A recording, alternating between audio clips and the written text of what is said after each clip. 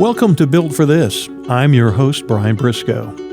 My podcast features captivating conversations with intriguing people who have found purpose in their lives through their career, family, or life experiences, and just why they were built for this. Through the stories that you will hear, I trust that you will be inspired and encouraged to find just what you were built for. So let's get started.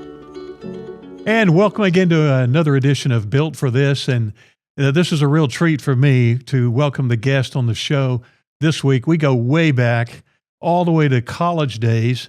And he's now a long time in the music industry in the Nashville area and all over the place.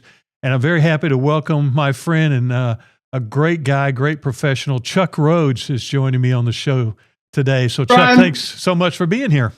Great to be here, brother. Great to see you. And yeah, long time. I mean, my gosh, I don't want to think about how long it was, but it's been a minute. It's been a minute, but it has. Man, I love what you're doing, and you've always been one of my favorite broadcasters. So I just want to say you're my guy when it comes to broadcasting. Well, I appreciate that. So you mentioned about going way back. Let's just start there. I'm going to you're long time.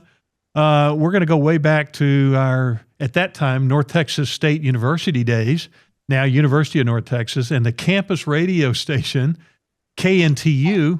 We're both breaking in there and trying to do what we do. You're running the music show and many other things. I'm trying to do sports, but talk about what it was like, learning radio back at in college days. Well, the good news is we had so many great mentors. I'm just looking up I had to pull my resume out to check some dates. Yeah. But it was 1976. Yes. When we were there. I just had so many great mentors, teachers there that I learned from. I know you learned from the great Bill Mercer. Yeah. My guy Bill Bud Bouchard, yep. And then we made so many other friends growing up in the industry. But it was kind of one of the reasons I did come to North Texas was not only to do that, but my background had been, which you'll certainly hear about on the music side of things, as being a keyboard player and growing up. I started accordion when I was like 5 years old. They strapped me into this huge accordion and I started playing that. I kind of went backwards.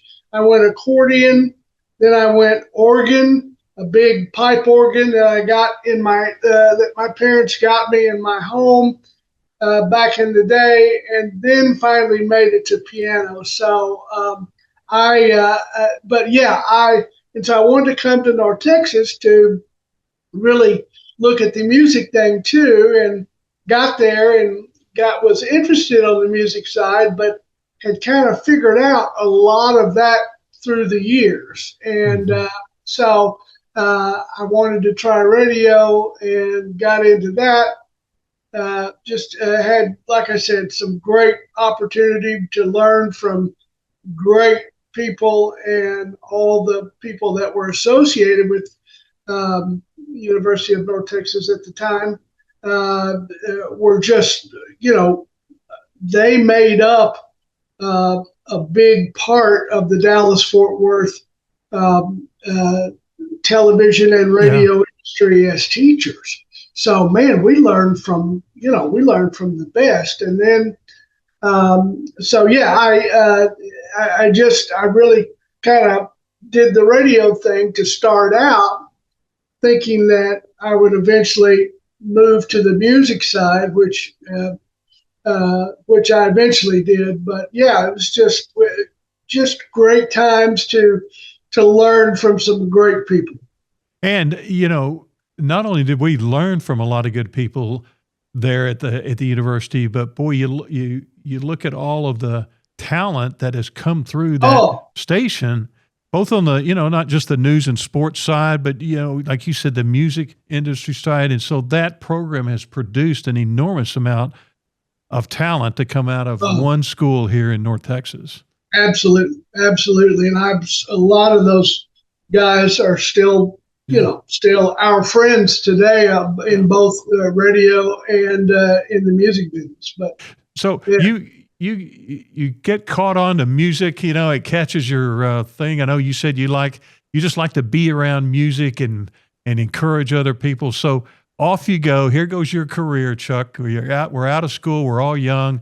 You find your way to Los Angeles. What was that like being a keyboard player in the studio? So I went to LA for a couple of quick minutes. It was a very short time, but I wanted to go out there and really try to see kind of what was going on in the music scene out there. Mm-hmm. Was very fortunate that I got to work with several of my idols back then, like Ray Charles and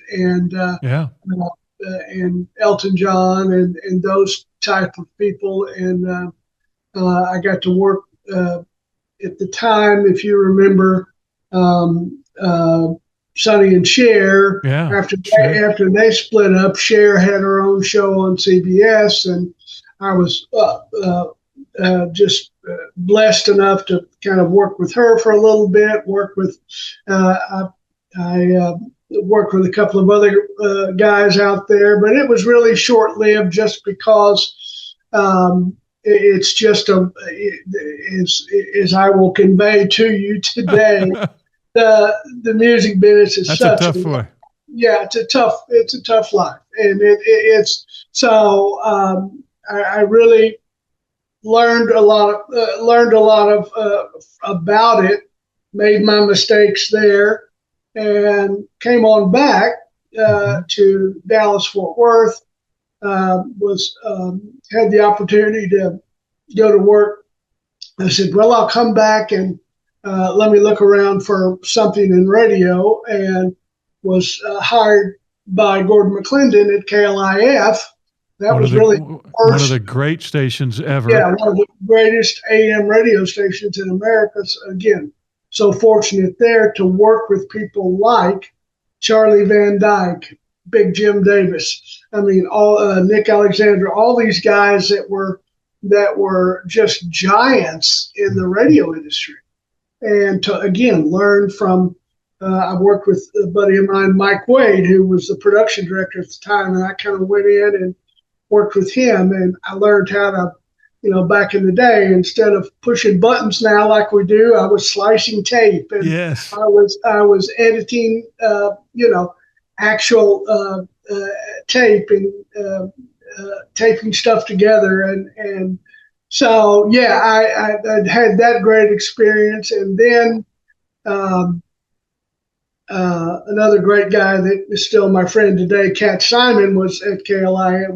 We brought him from the old K News to KLIF, and so we just had some great times there. But and that's when, Chuck, obviously AM stations were playing a lot of music, and then they were the top stations playing music. Top 40 music. I mean, it was. I remember bringing Sean Cassidy to town, and we had 10,000 screaming females, downstairs at the Cliff Building there in downtown Dallas. Yeah.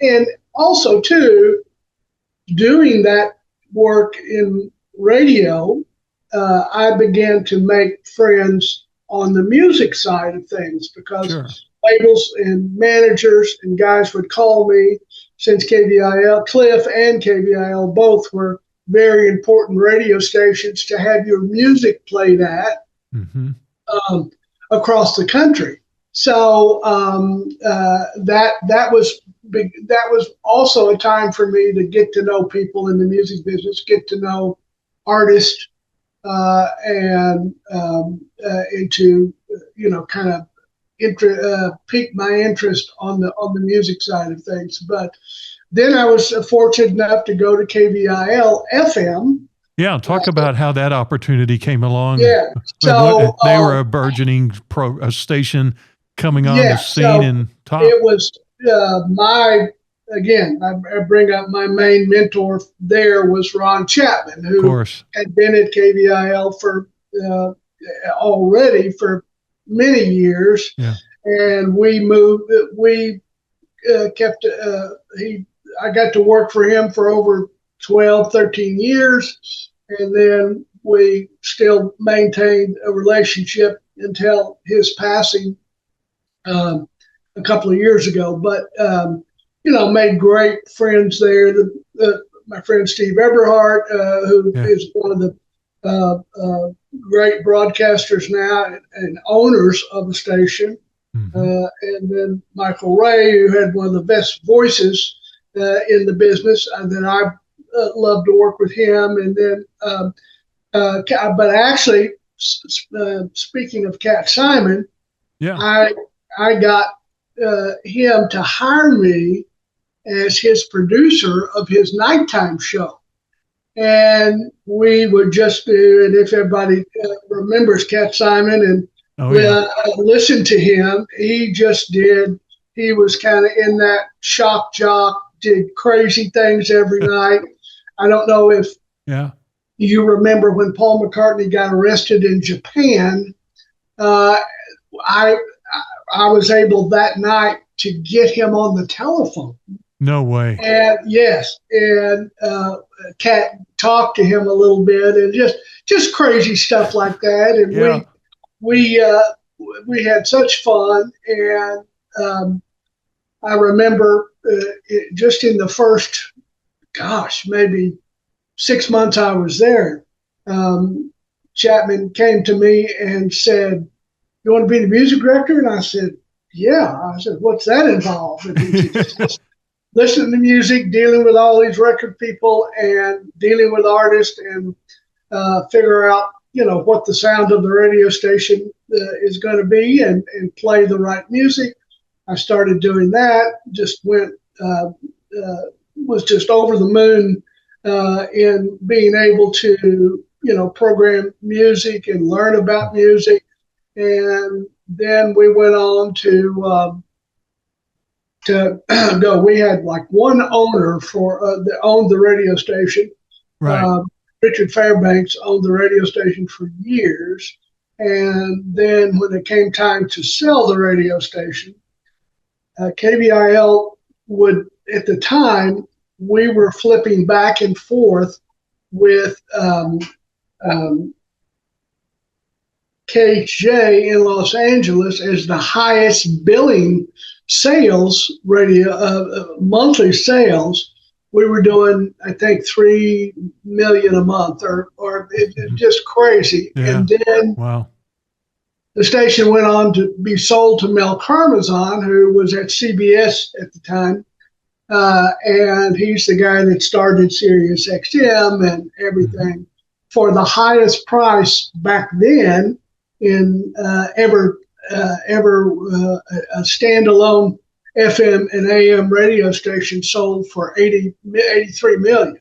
Wow. And it was the same year the Dallas Cowboys were sold, if you remember. I know you remember. Yes, I do. Tex Schramm sold them to Jerry Jones, but they only sold for $66 million. So we had one of the highest sales in media at that time, known to man. Yes. And so had the pleasure to work with Mel Karmazin for a year or so, and then just really started to get the itch to come to Nashville.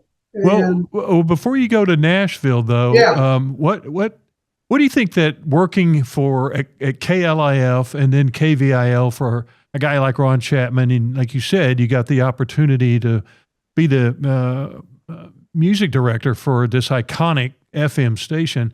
What do you think, Chuck, that you learned about yourself at that time, or you learned that, these are my strengths, or, I can take this now and do something even bigger, and I've come all this way from this campus station in Denton to this thing. But what do you think you learned about you that was going to help mold your career going forward? Well, I think, and I'll address this in two separate subjects. I think God gave me a great opportunity, talent-wise, to not only have musical ability, giving me the musical ability that He did when he was passing out all the good stuff. But he also gave me an opportunity that I work greatly. I love working with people and working with teams. And we had such a great environment. Never have those people together again in the history of radio, music, whatever. But we had a team of people that all in their, each one's right was top of what they did. And they were mentored and challenged every day by a guy who was one of the geniuses of radio, Ron Chapman. So, you know, he was just, so that was my love of the job, was I could go to work every day and it wasn't a job. I was going in and I made some of the greatest friendships of my life at that radio station for all those years, 12, 13 years. And I got to go in every day and be creative and use that creative Jones for me at the time, which was radio mixed with music, mixed with just stuff. I mean, I had a partner there, Sandy Hopkins. He was one of the she produced the morning show for Ron, and I had come from, like I said, being a producer for Cat Simon, and we just bonded, and we had a little. We were called Fred and Ginger Productions, and we would come up with these things for Ron for the morning show. We were the first station that did a 24-hour Christmas special of Christmas music, nothing but Christmas music. Really? But what we did is, we had 24 reels that we pre-recorded, all the music. We did interviews with the staff. We did all this creative people telling stories about how it was for Christmas and Thanksgiving in their house. And we had great people, if you remember, Billy Bob Harris and Bill Mercer talking about their Christmas and their growing up and what's special to their family. And we produced that special for, 8 to 10 years consistently every year, and then it went into syndication. We syndicated. And wow.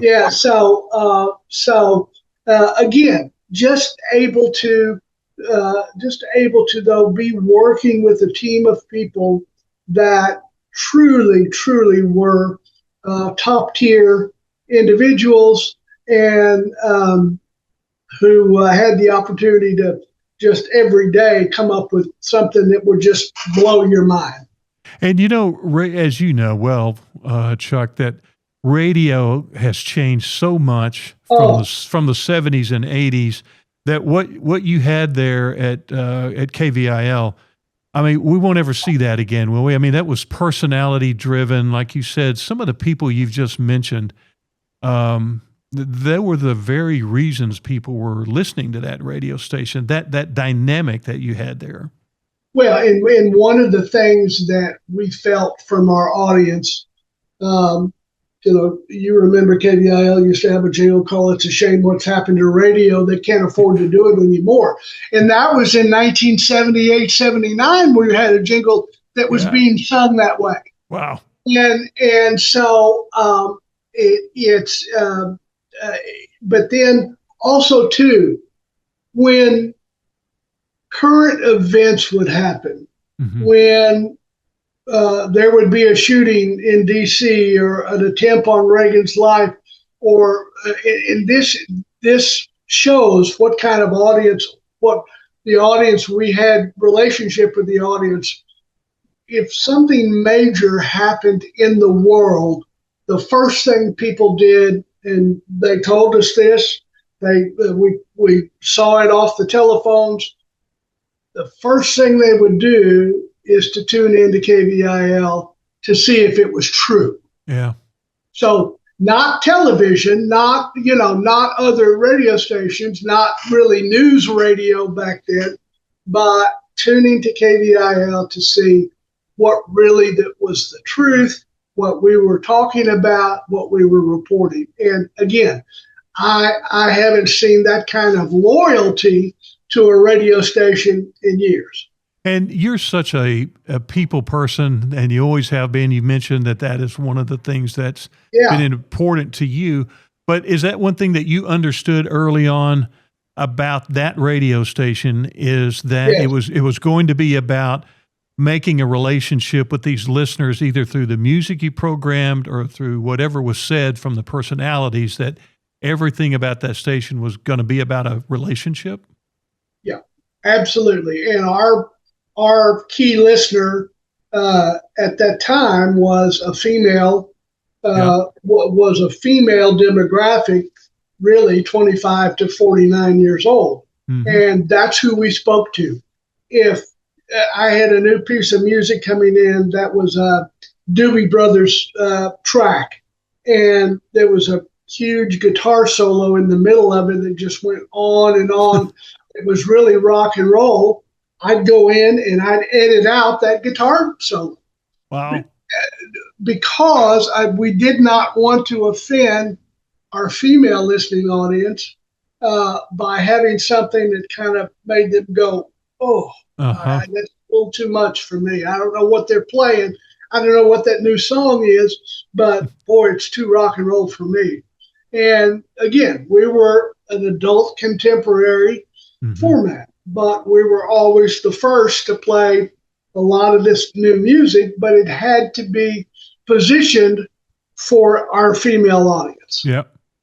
And So when did the feel, or the, I guess the pull of, you were starting to feel like, you know what, maybe label promotion and management might be something route you want to go, and all of a sudden Nashville comes calling her? Nashville came calling, and I actually pursued it a little bit. But in 1987, I had risen to assistant program director and music director at KVIL. Yeah. And as I explained, Mel Carmazon came in, and I had just been thinking about making the move to Nashville because I'd been talking to so many of my label friends that were there. They were encouraging me. Yeah. At that time, Joe Galani was the head of RCA Records. Eddie Mascola was a friend of mine. These guys ran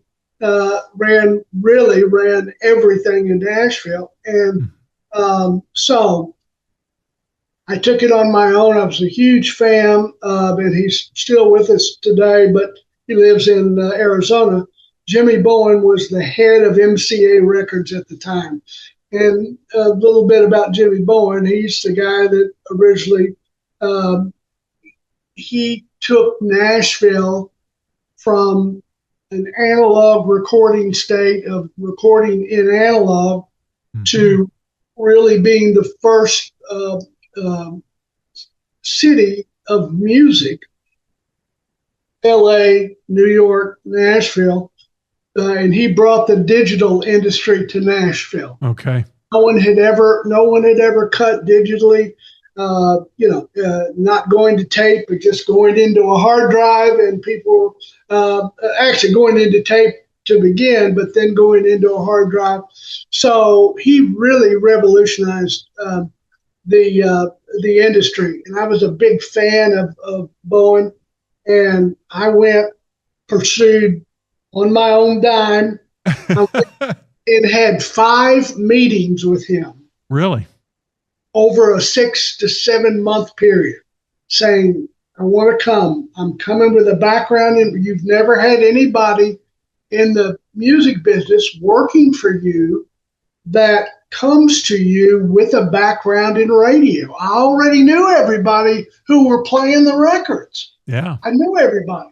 So let me come and let me start pitching the records for you to all these guys who were my peers and my friends. And so after 5 meetings, separate meetings, he finally said, okay, if you just promise, don't come back and meet with me again until I hire you. So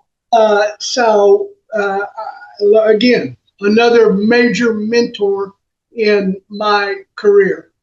Jimmy Bowen produced all the Frank Sinatra records, Strangers in the Dark, all the hits. He had his own career in the late 50s. He was a rock and roll artist.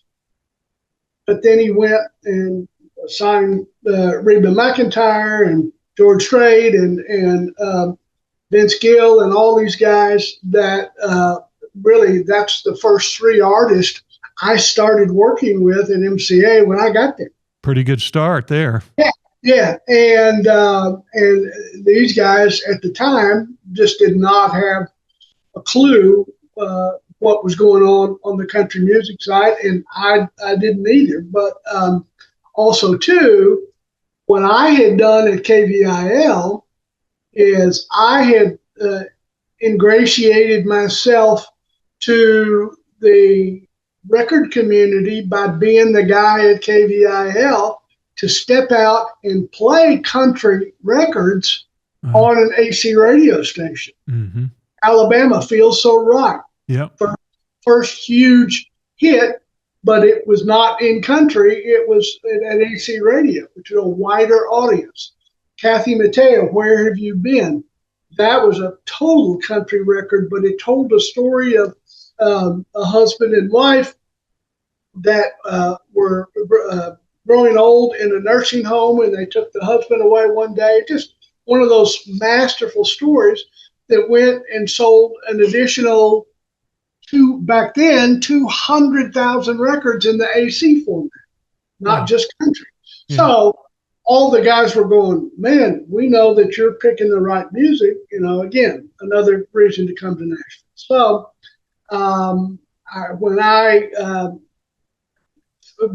a quick story. So I'm at MCA Records 1987 to 1991. Okay. And in 91, and this is my part of the story. You're never a hero in your own backyard. Yeah. Ron Chapman called me one day and said, "Man, you want to come back?" Oh, wow. Come back. And I said, "Seriously?"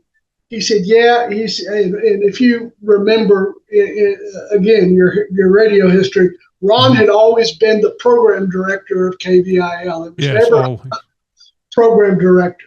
Yep. He asked me to come back and be program director. Okay. And so he said, "Come back. Let's do this for 2 years. Let's see how it goes. But I really need your help to do this, and I want you to come back and kind of run the entire show."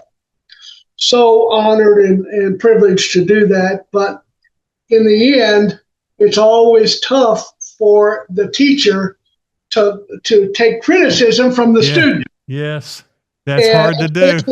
Especially when I had to sit down and have air check meetings with Ron Chapman. No, that's not something you probably ever thought you'd be doing. Yeah, about him stepping on vocals and of songs. So anyway, but it was my greatest achievement at that time. My greatest achievement in radio. We had done, if you remember, all the promotions. We had got Ron and I had talked, and several of other staff members had come up with this idea to just to go on the air one morning and say, take out your checkbook, write a check for $20. I remember that. And send it to us. Trust us, send it to us. No reason, just send it. Yeah, just send it and trust us, and God, now I forget, but I think we had to tell people to stop on the third day. Oh my. We'd gotten $3.5 million or $3.5 million, and it got to be scary that we got so much money. Uh-huh. And then the opportunity was after that. I remember that was right at the time that I had left KVIL and came to Nashville. Ron called me one morning and said, "Okay, we got $3 million. What the hell do we do?" What are we doing?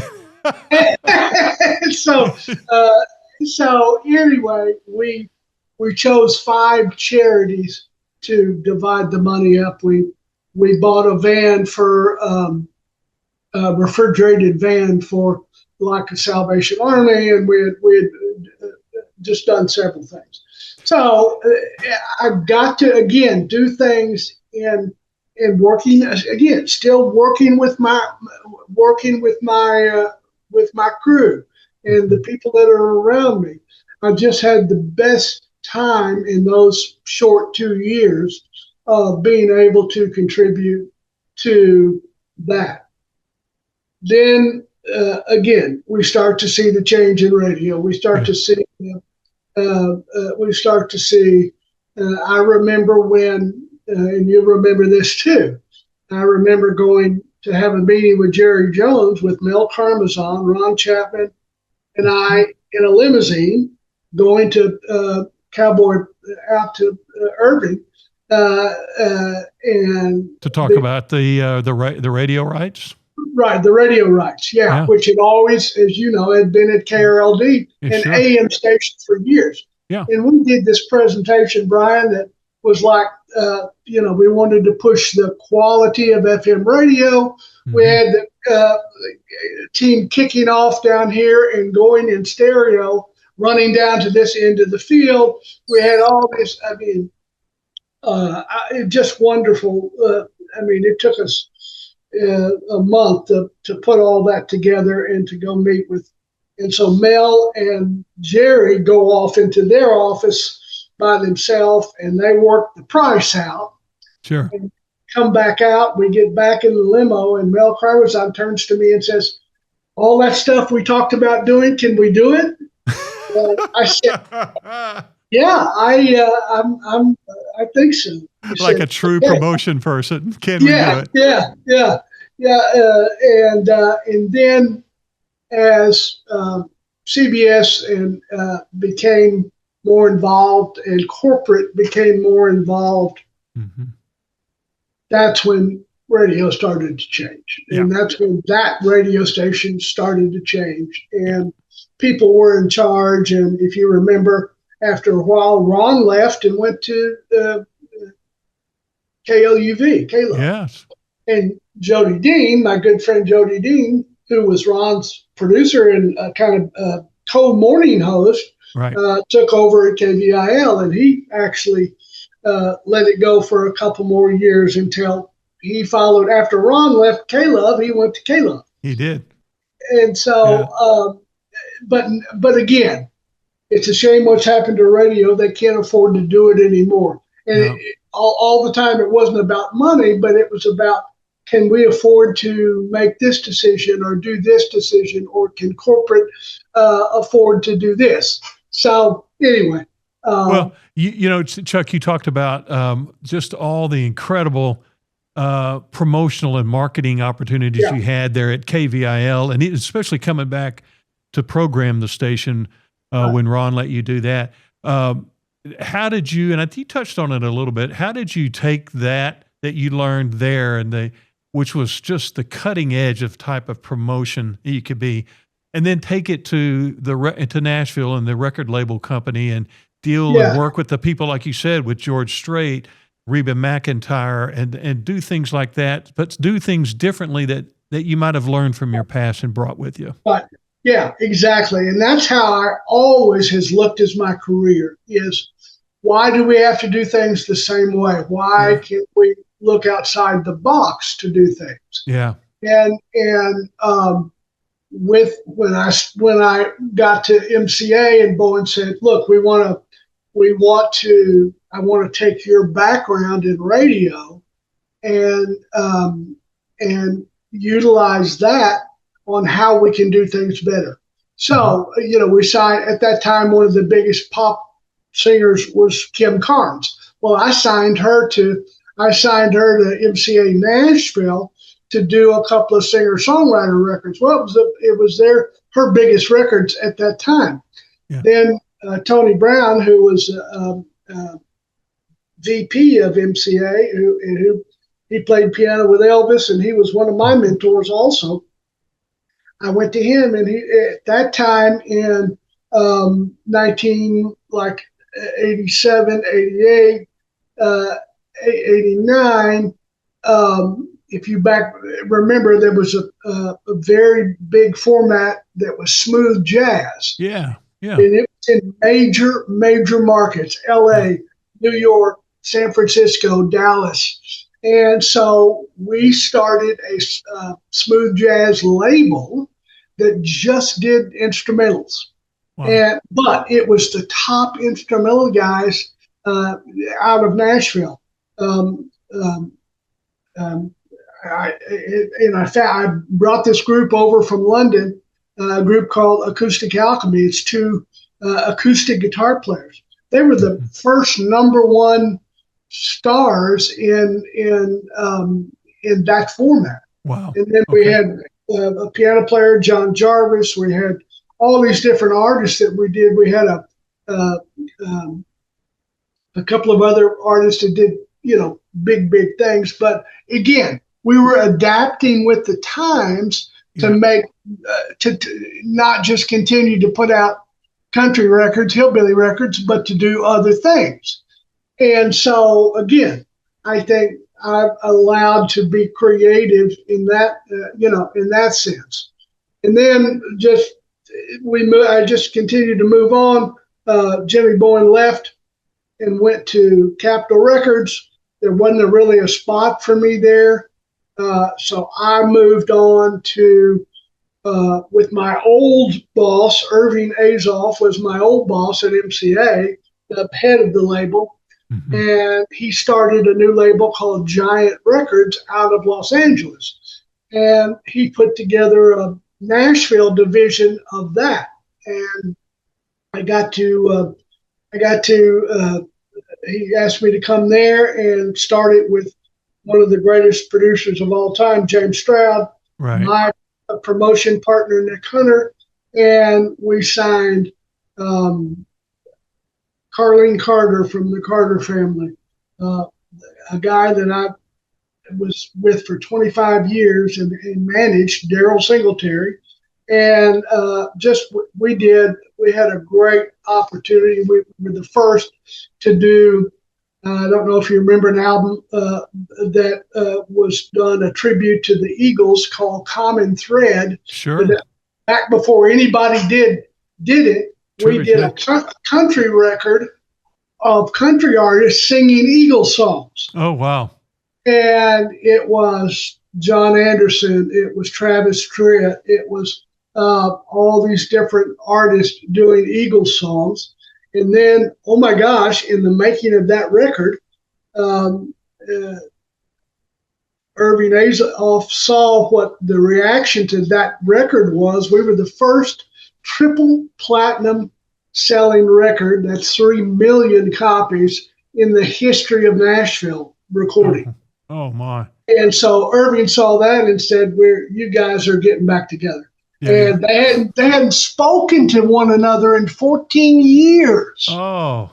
Henley and Fry, and they'd not spoken to each other. That because it just ended so badly when everybody was flustered. So we came up with the idea to do this When Hell Freezes Over tour. Okay, I like the name of it.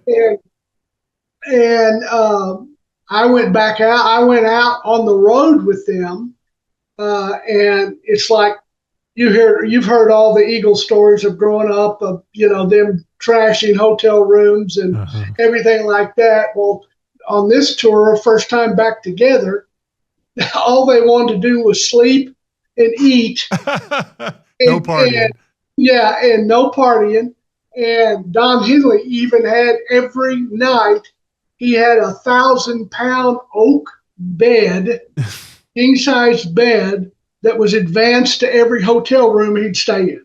So he could sleep in his own bed. Okay. And I just love the guys, got to know them very well. Glenn Fry was just a huge, another mentor to me, and just so sad when we lost him. Right. But now another good friend, Vince Gill, took his place. And, Vince is those guys are still rocking. If you've seen the appearances they're doing at the Sphere in Vegas. Yes, right. They're still working, and still sounding better than ever.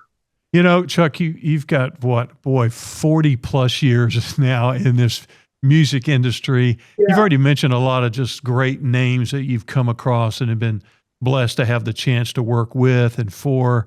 Any one particular or two that just have been your favorites or stand out that you've really have enjoyed either managing or promoting on the label? Yeah. Well, I got two or three. Daryl Singletary was the greatest country singer I've ever worked with in my life. And I've worked, and I say that for the new generation. Yeah. George Jones, Merle Haggard, those guys have always been my mentors from country. But in the new generation, Daryl had one of the greatest voices. Vince Gill, nicest guy in country music, always has been, always will be. Probably my closest friend for 25 years that I got to work with and ride the bus with him was Charlie Daniels. He was a great Christian man, and he again, we lost him at 83 years old a few years ago, and I got to work and put music out on him for over 25 years. Wow, there's some big names there. Tell me a little bit about On the Roads Entertainment. So you got your own little company. So after being with Giant Records, and then we started a label called Audium, and we did 75 records out of that camp and several other things. I decided, well, I'm going to try to start this consulting business, and we did On the Roads Entertainment, and I've been doing that for the past 10 years now, I guess. Mm-hmm. It's gotten me to a point where now I'm in a position, again, very blessed to get to work with people I want to work with, whether that's a newer artist or an older artist. So I've just been blessed there to be able to work with just a lot of people who have been my friends. I have a brand new artist, Nia McMean, who's out there that I've literally been with for the past 12 months, brand new. She's she moved to Nashville, had never really been here, but all I heard was the voice. And I said, well, let's go and we'll figure out the rest later. And she came to town. She learned to write. I put her together to write songs with people. And now she's just breaking out everywhere. And I have a great opportunity, a friend who is currently a female. Her name is Kirby, that's on The Voice. And I would really look forward to her getting off there and trying to make a go of it there. And then again, I just got hired through another group of mine. They're doing a huge show on February 5th in Huntsville, Alabama at Rupp Arena with all 90s acts, 90s music, the greatest acts of 90s. So right now, 30 to 40 artists together in one night in one place, probably for the last time. I mean, these people will never be together again. So just a lot of fun things that now I try to do, and I don't feel like I have to run out and take everything that comes down the pike. Well, and you have had your career, Chuck, from walking into a college radio station to where you are right now. What would you tell a aspiring college kid that might be eyeing the music industry, that maybe takes a look at the road that you've traveled to get where you are now, just to go for absolutely. It? And I love to work with young people now. I was part of the teaching staff at Troy University for a little bit several years ago. Yeah. And I would go and speak and really just, and I meet more young people now that have done radio, have done music together. And then you've come across these young students that are just brilliant when it comes to creativity, just like I had. Mm-hmm. brilliant at learning instruments, learning to play keyboards, play synthesizers, play guitar, play all this. And now with the advent of AI, it's just a whole nother world. And that's something that I had to get involved with. So I know about AI. I know where it comes from. I know what it has the ability to do.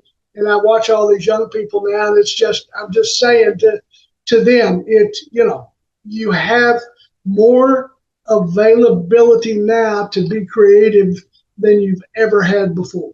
Well, your energy, Chuck, is still just contagious as it was many, many years ago in college. And again, for our viewers and listeners, Chuck Rhodes, longtime music promoter and management in Nashville and in the music industry for a long time.